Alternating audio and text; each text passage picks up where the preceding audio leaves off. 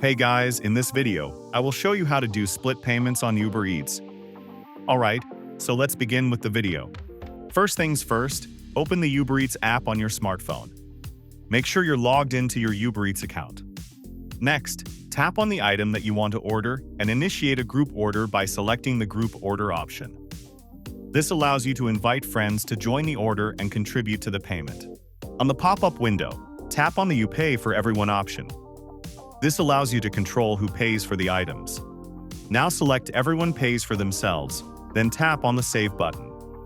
Next, tap on the Invite Guests button to invite your friends to join the group order. You can send invitations via text message, email, or through social media platforms. As friends join the group order, they can view the items in the cart and choose to contribute to the payment. Each participant can select the items they want to pay for, and the total cost will be split accordingly. Once everyone has contributed to the payment, review the order to ensure everything looks good, and then proceed to checkout.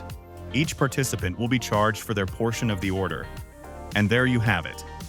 You've successfully learned how to split payments on Uber Eats through a group order. So that's basically how you can do split payments on Uber Eats.